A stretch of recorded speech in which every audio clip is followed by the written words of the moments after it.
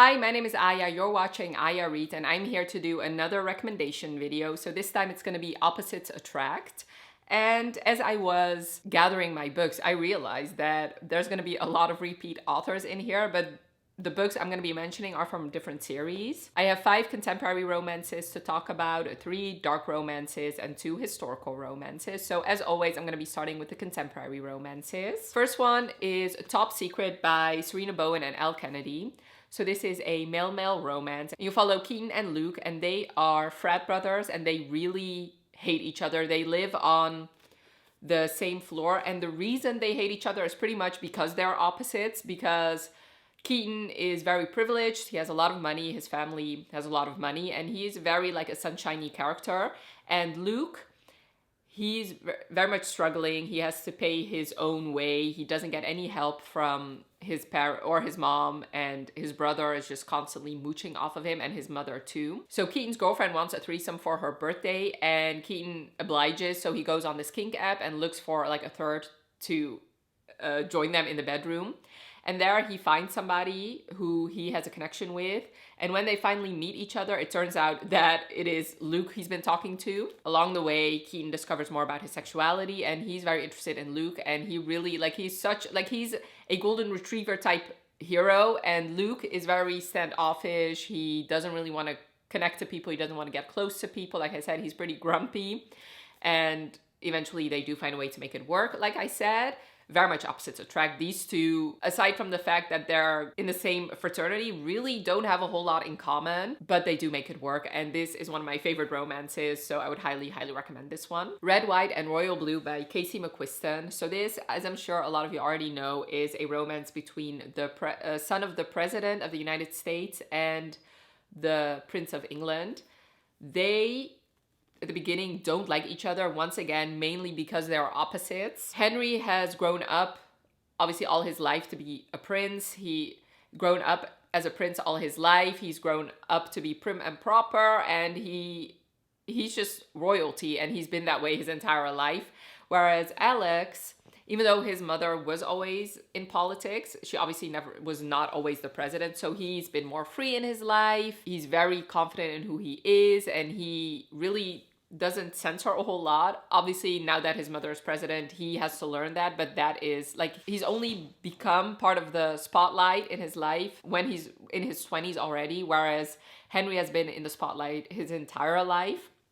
So that is mainly where the opposites comes in. Henry really has to keep a tight lid on his feelings. He can't really let the public know his true opinion, his true feelings. Whereas Alex, even though he has to skirt around subjects a little bit and he has to keep his mouth shut a little bit, it's not as intense as it is with Henry. So this, like I said, it turns from dislike, very, very strong dislike, to love. And obviously they have to keep their relationship a secret.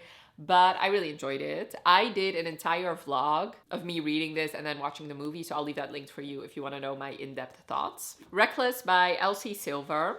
So this is once again a Grump Sunshine. It does usually opposites attract is Grump Sunshine because that is the ultimate of opposites, but not all of them are Grump Sunshine. This is the 4th book in the Chestnut Spring series, and you follow Theo and Winter. And Winter, we've seen both of them, but mainly Winter we've seen, especially in book 1. She's not the nicest person. She's very grumpy. A lot of things have gone on in her life in the last couple of years that made her disillusioned with life. And she's a little bit older than Theo, and Theo is just the epitome of sunshine. He just is a glass half full type person, and he's just like going with the flow, doesn't really care about a whole lot. Whereas Winter does have like a lot of responsibilities on her shoulder ever since she was little. They meet, they have a one-night stand, and then she gets pregnant, and when she tells him, he reacts not in the best way. And then they don't speak for like a year and a half, and then when he finally returns, things come to light about that interaction, and he's all in on being there for Winter and being there for their daughter. Like I said, they are very much opposites attract. The way they view life is pretty different. Their professions are completely different. She's a doctor, he's a bull rider. where they like he's a like country boy, she's a city girl. Like in a lot of different ways they are very much opposites, but they do definitely work. Like Theo is everything that Winter needs in her life, especially in like the whole heavy lifting burden department. He really is there for her and pretty much knows what she needs and gives it to her, and that is what she needed at that point. Even though she would not ask for it, he would offer anyway, and that was beautiful to see.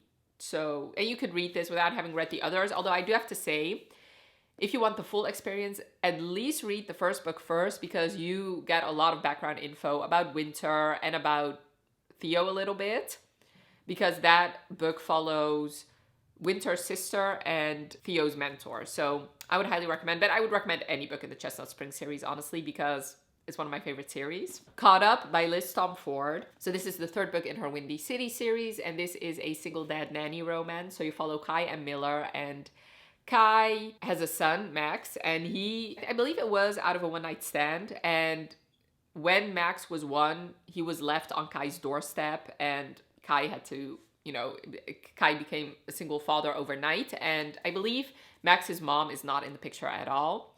And Miller, so Kai is a person, he has to have his life in order, he has to have routine, he has to know, he has to have like a 1-year plan, a 5-year plan, a 10-year plan, because he has so much responsibility, not just for himself because he's a professional baseball player, but also especially for his son. So he is like the type of person, he is very stable. Like everything in his life is like he has a routine, and like I said, he's probably where he's going to be 5 years from now is going to be similar to where he is now. Miller is the exact opposite. Like she doesn't want routine. She switches, like she's in a career where she can switch locations every couple of months, and that works perfectly for her. She's a high-end pastry chef, and she basically is a consultant for like different restaurants, so they can overhaul their pastry department. She goes to a different city, to a different like restaurant, consults for like a couple months, and then moves on. Miller's dad is Kai's coach, and Kai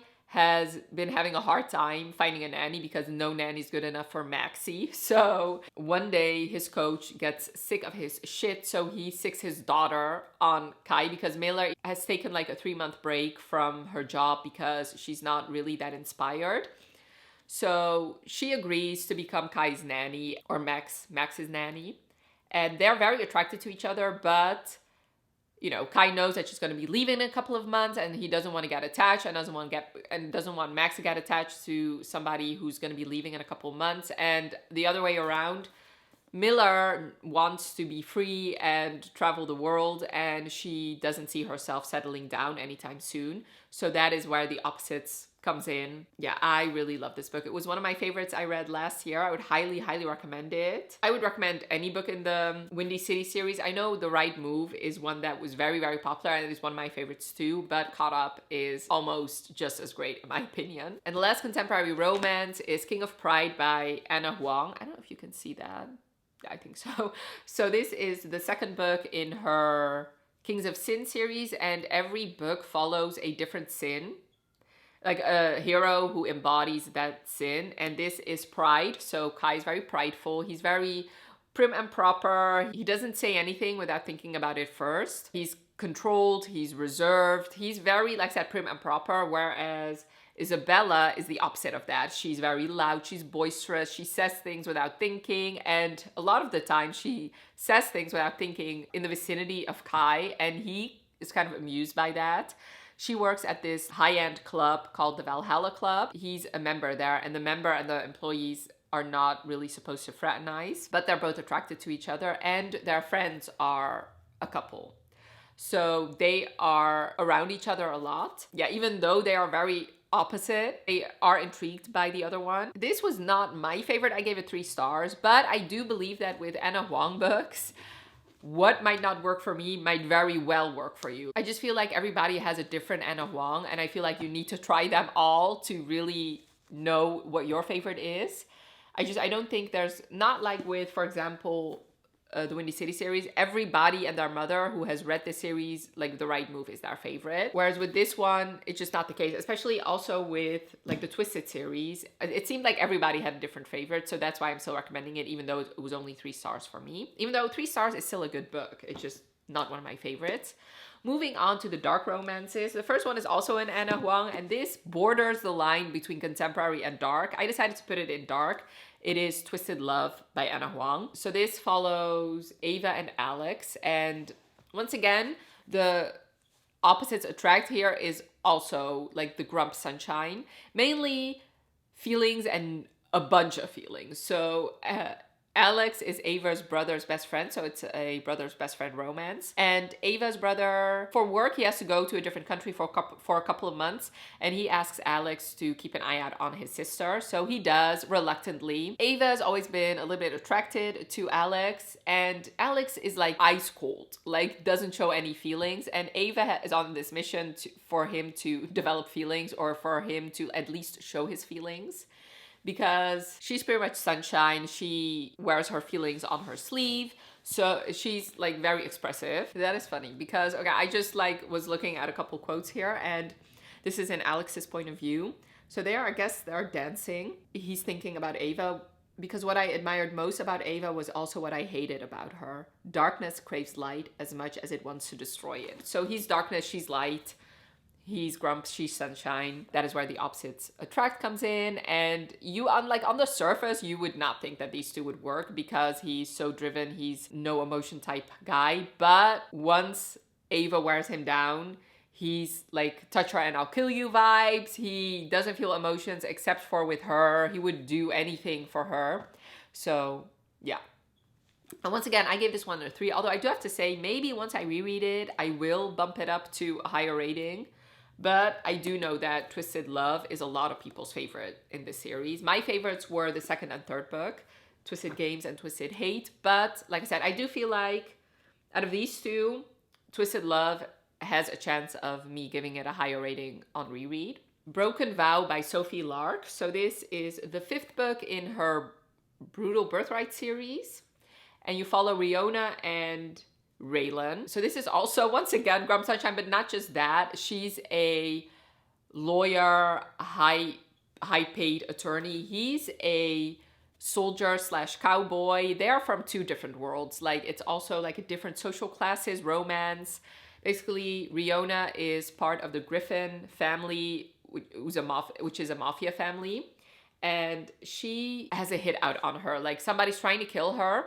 And her friend Dante asks his friend Raylan to protect her, and he does. So it's a forced proximity. They have to be around each other. She cannot stand him because he's sunshine and she's a grump. But eventually he wears her down. He's also, even though she has this, like, she's this fierce lawyer, in the bedroom she's pretty submissive, whereas he's pretty dominant, so that also works in their favor. It's not just the grump sunshine, it's mainly the fact that they are living 2 different lives. Like, they're from 2 different worlds. How are they gonna make it work? But they do, and I loved it. I guess you could read this without having read the other ones, although once again, I really love reading series in order. I love Riona because I've seen what she was in the other books, but you can read this without having read the others, and I do think you'll still enjoy it. Another Sophie Lark is The Bully.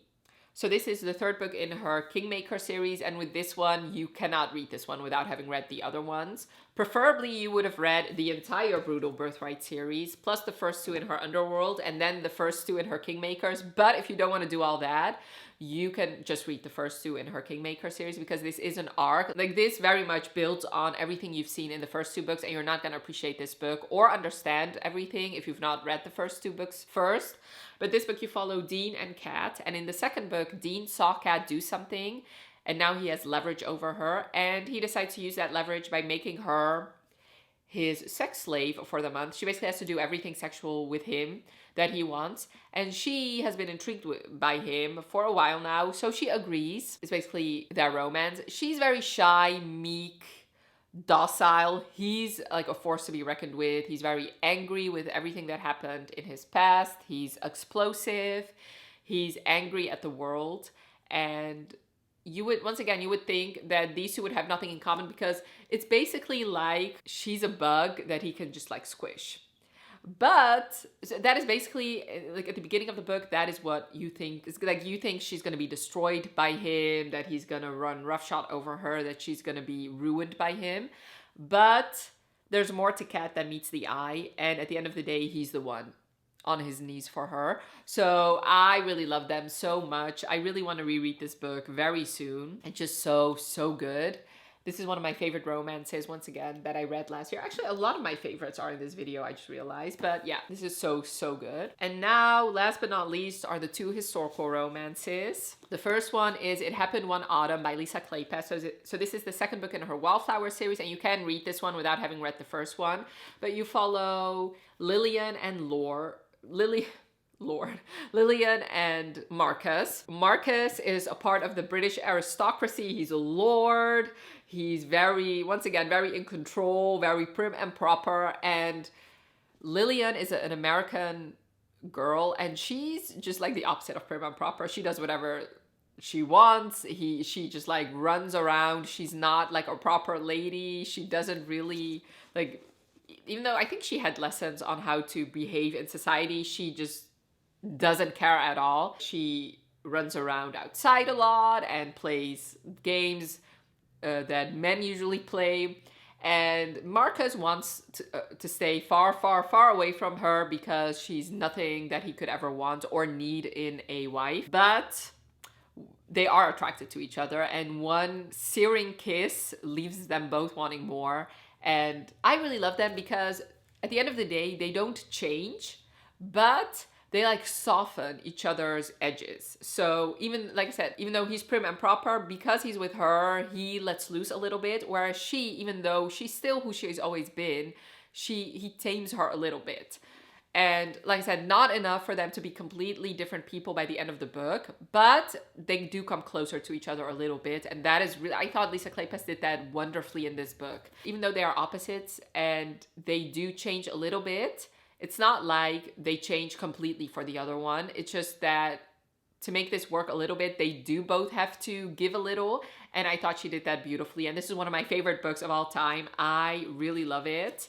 And I would highly, highly recommend it. Even if you've never read a historical romance, I would say read this because you might be swayed, because this is so good. Another Lisa Kleypas is Stab Me at Twilight, which is the third book in her Hathaway series. And you follow Poppy, Hathaway, and Harry Rutledge. And this is once again a girl who is very expressive in her emotions. And Harry, he doesn't want to feel love. He doesn't want to feel emotions. This also borders on dark romance a little bit because he kind of tricked her into marrying him. And now that she's married, she wants to have a real marriage and he cannot give her that. So once again, that is where like the opposites attract comes in. That is where their problems come in. He desires her, but he doesn't want to love her, whereas she, even though at first she's very, very angry at the fact that he betrayed her, at the end of the day, she does want like a true marriage with love. He doesn't want to show any emotions. She shows her emotions pretty readily, and I really love it. I really love the Hathaway series by Lisa Kleypas. Lisa Kleypas is one of my favorite authors, so I'd highly recommend her, and I think she's a very good intro into historical romance. So these were all my recommendations for Opposites Attract, and I really love this trope. Like, I guess, even though a lot of these were Ground Sunshine, I think opposites can happen in a lot of different ways. So definitely let me know in the comments below if you have any good recommendations for Opposites Attract romance, because I would really love to know, and I'm sure a lot of people that are watching this video would also really love to know. So leave all your recommendations down below, and I really hope you enjoyed this video. Definitely let me know by leaving a like if you did, and thank you so much for watching. Have a wonderful rest of your day, and I'll talk to you later. Bye.